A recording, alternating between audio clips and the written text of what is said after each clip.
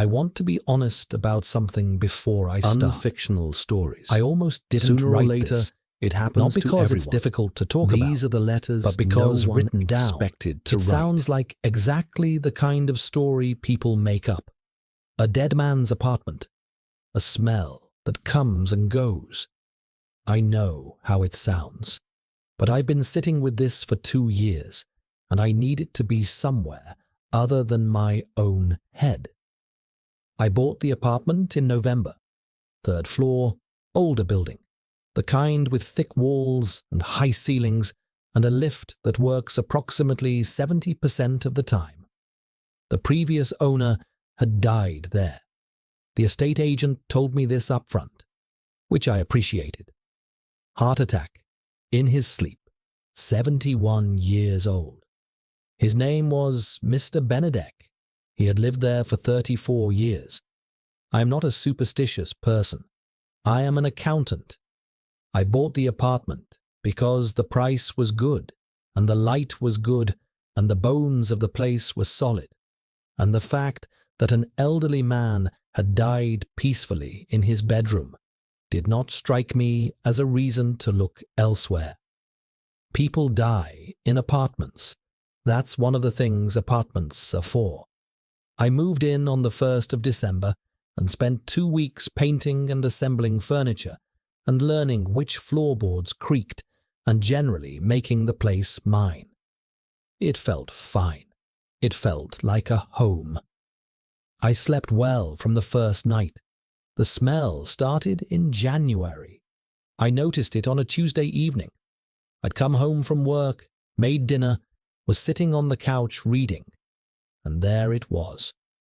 Cigarette smoke, not strong, not like someone was smoking in the next room, more like a coat that had been in a smoky place. The ghost of it, the memory. I checked the windows, closed. I checked the hallway. Nothing.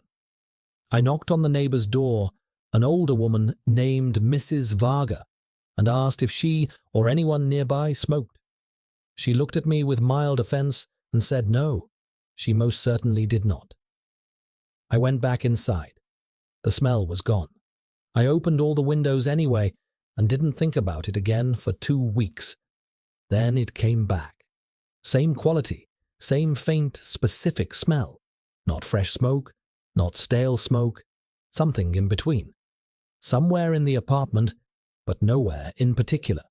Not concentrated in any one room. Just present, the way temperature is present, filling the space without a source. I checked again. Windows, hallway, neighboring apartments. Nothing. This time it lasted maybe an hour. Then it was gone. I want to be precise about the pattern, because there was a pattern, and the pattern is the part I can't explain. It was never during the day. Not once, in 8 months, did I smell it in daylight.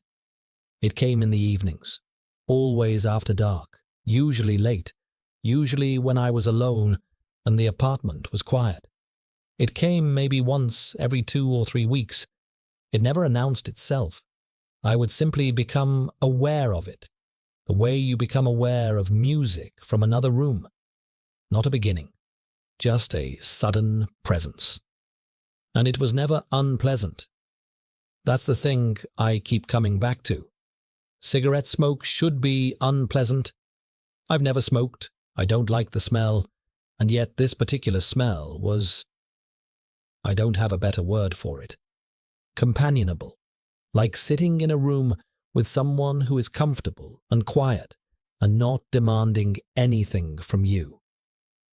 I looked up Mr. Benedek in April. I don't know exactly why. I'd been living with the smell for 4 months by then, and I think I wanted to know something about him. There wasn't much online. An obituary in a local paper. Retired engineer. Widower. No children. A photograph, a formal one, the kind taken at a company event, probably 20 years before he died. A compact man with careful eyes and a slight smile that looked like it cost him something. The obituary mentioned in the way obituaries mention things, that he had quit smoking 10 years before his death. I read that line 3 times. I moved out in August. New job, different city. The timing was right. I sold the apartment without difficulty. And I want to be clear, I did not leave because of the smell. I was never frightened. In 8 months the smell came perhaps 15 times, and each time it came, I sat with it, the way you sit with something you don't understand, but have decided to accept. The last evening before I moved out, I was sitting on the floor of the nearly empty living room, surrounded by boxes, too tired to do anything useful. It was late. The apartment was quiet. The smell came. I sat there with it for a while. Then I said, out loud, to the empty room, "I'm leaving tomorrow. Thank you for the apartment." I don't know why I said it. I'm an accountant. I don't talk to empty rooms. The smell faded about 20 minutes later, the way it always did. I've thought about the reasonable explanations. Old building, old walls, decades of smoke absorbed into plaster that releases itself under certain temperatures or humidity levels. I've thought about that explanation seriously and carefully, and I think it's probably right. The thing I can't fit into it is the evenings. Only ever the evenings. Only ever after dark. Name withheld. City withheld. August. You just heard one story. There are hundreds more. Ordinary people. Unexplained moments. Real letters. If something happened to you, something you've never quite been able to explain to yourself or anyone else, we're collecting those stories. Email us or use the form on our website. Everything in the description below. Unfictional stories. New episode every week. Sooner or later, you'll have a story too.